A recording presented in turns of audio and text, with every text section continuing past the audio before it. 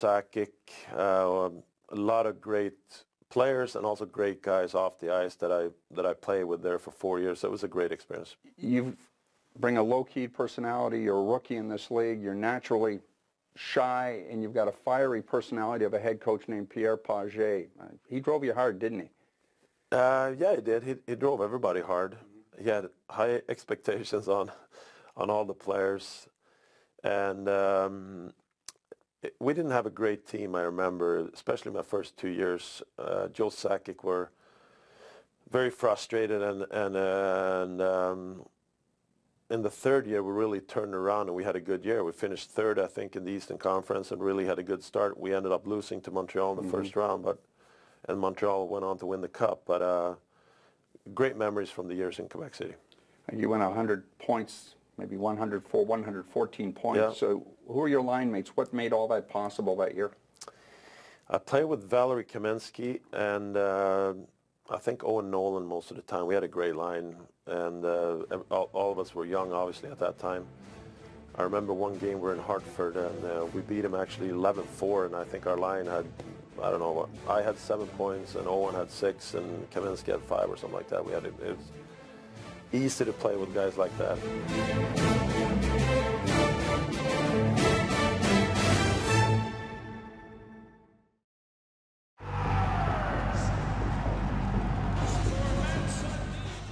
June 28th, 1994, you're traded to Toronto. Describe the day as to where you were, what you were doing, and how it all came down. I was actually up in Lapland, above the Arctic Circle, fishing when I got the news. And there, I'll never forget it. We're standing at a stream out, and all there is mosquitoes and moose pretty much in that area. There's no roads at all, and all of a sudden there's a helicopter that came in with a with a reporter from a Swedish paper who jumped out, and he had some questions, and they took off again. And then we had another helicopter that came in with Swedish TV. He jumped out, and all the mosquitoes, I remember the guy had a T-shirt on, and the blood was just dripping off his arms, all the mosquitoes eating him up. So it was a big thing. I didn't realize back when I stood there fishing what it meant becoming a Maple Leaf, but I understood that when I got to Toronto. Spent time with Boreas Salming at his hockey school. What was the advice he had to you coming to Toronto and really replacing a legend like Wendell Clark? He was very excited for me. I think he obviously understood what it meant being a Maple Leaf. He said that you're going to have a great time, you're going to love the city. It's a different pressure than playing anywhere else, but it was all compliments, and he was really excited for me. How important was he in coming to North America and in turn coming to Toronto in terms of paving the way for young Swedish players like yourself? Yeah, Boreas Salming broke the way for, I'd say, not only Swedish players but European players, the way he played and conducted himself as a player. And I remember especially when I was asked to be the captain for the Leafs, I called Boreas Salming and talked to him about it, and he said that he was asked to be the captain, and he said no, and he regretted that for the rest of his life. And he said, you have to take it. It's a great honor. It's something you'll carry with you the rest of your life. And I have no regrets since doing that. It was controversial, you coming here. Did it take a while, do you think, for Leaf Nation to finally accept you?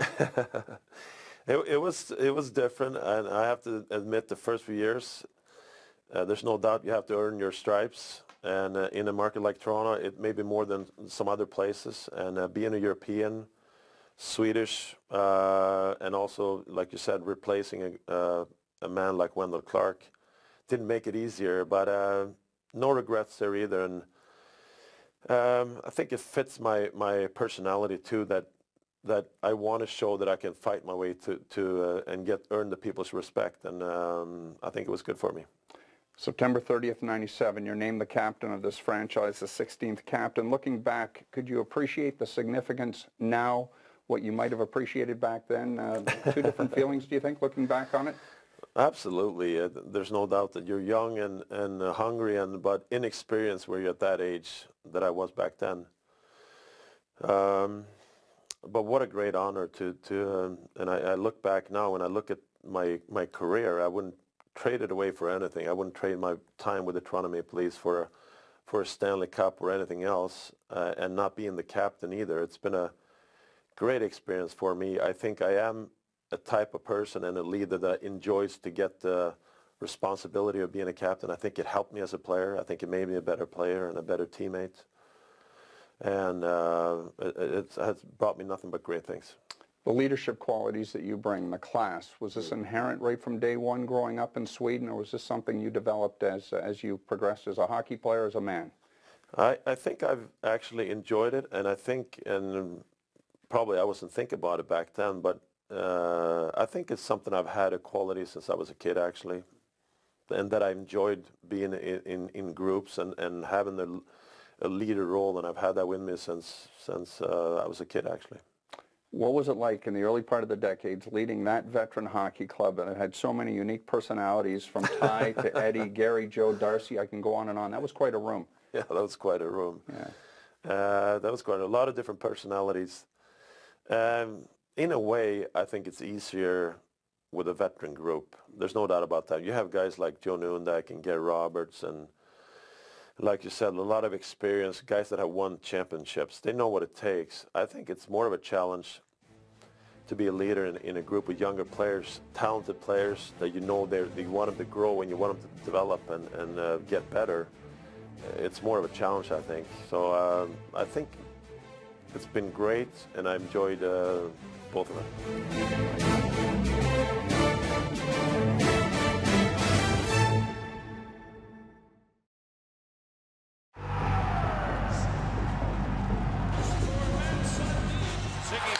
Comes on, but it's Sundin in over the line. Shooting!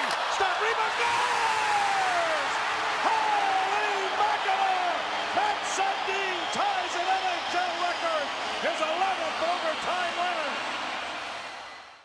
Fall of 1998, Pat Quinn comes on board. Could you sense that something was about to change, that things were going to get better?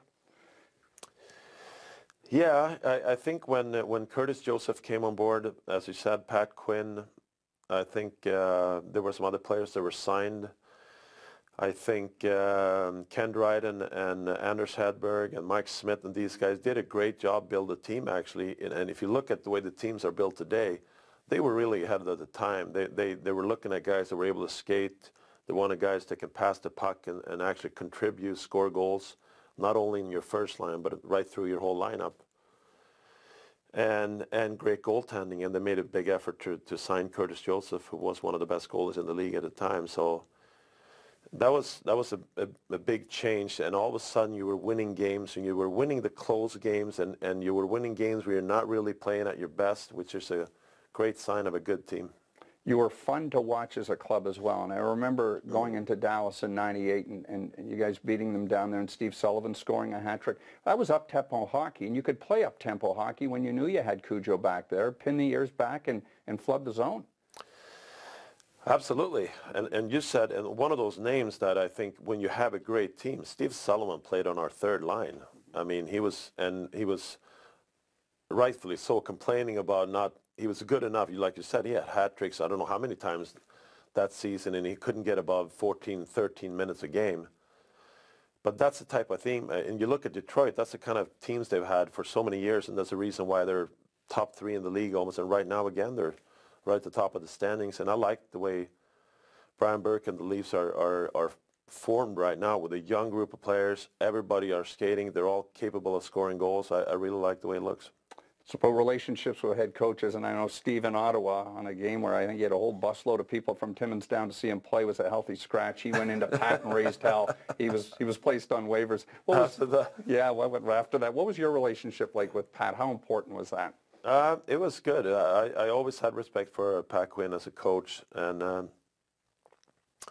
I think his biggest asset and quality was when he came in a room before a game, or he was going to talk to the group. He had a great way of getting the message through, what he wanted to do, and build up a feeling, even though it's a grind of a long season, for every game, that this is an important game and we need to do this. And he had such an experience of being into a long season, so he knew how to handle the team and address the team.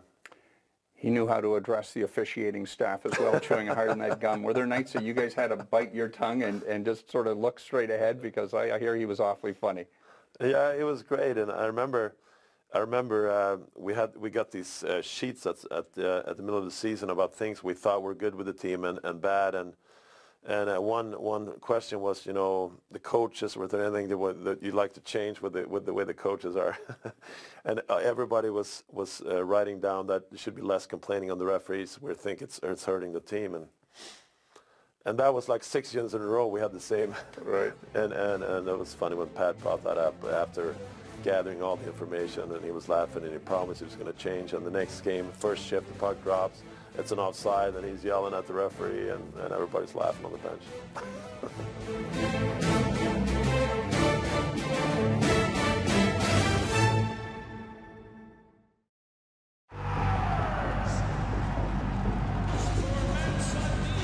It doesn't reach from that. Sundin hustles over and gets it out. He's trying to pull away from a check. He does pull away. He's in. Scores! That's Sundin, and what an effort to break away for the Maple Leafs. And you wonder, will that goal do it? What an effort by Sundin to pull away from his check and score for the Maple Leafs. 2-0. Leafs facing elimination tonight, but here's McGillney. Pass in front, Roberts. Loose puck, Sundin scores. That's Sundin ties the game. What was it like to play in the playoffs as a member of the Maple Leafs? Well, no better thing, and I mean, when you have a team that hasn't won a Stanley Cup since 1967, and you're in the first round, and you come out and you win that first game in the playoffs, and you drive out your car out of the Air Canada Centre, you come up onto Yonge Street, and there's 30,000 people out there, everybody's sitting on their cars, honking their horns, and you're driving home. I mean, if that doesn't build strength and get you going and loving to play hockey, I don't know what is. They're great memories, and we had great runs, and that was the best part, I think, being in the playoffs with the Leafs. You seemed to play your best hockey when sudden death was on the line. What was so good about overtime? I mean, it's obvious, but you for one always seem to rise to the top. Well, I think it actually started as a kid, and I scored. It's been something that followed me, I think, through my career. I did score a lot of goals in important parts of the games, and I enjoyed playing in games that were close, 2-2 games, or when everything was on the line. I think I played my best game then, but I remember as a kid on the driving at home where we're playing with my brothers and everything, it was always a 2-2 game, and I always wanted to score that winning goal. And usually it was against Russia or in a national team game, but I think it carried over into my National Hockey League days too.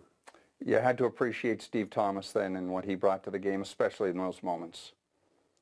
Stumpy was one of those guys that we always said once the regular season was over and the playoffs started, it was like he had some other legs on. Actually, he skated twice as fast as during the regular season. What was it like going head-to-head against Ottawa every spring, and what did success against an organization like that mean to the Maple Leafs? I think it was great. At the same time, I think we were a little bit unfortunate to have to play them every time because those series took so much energy out of us, and you look at some of the other teams actually had much easier starts of the playoffs than we did. For many of our rounds went to 6-7 games, and there were hard-fought battles every time. So great memories, but tough games. And the Battle of Ontario that we all talk about now, I mean, that was it. You were a part of it, and the different people in each of those organizations, I mean, it was perfect.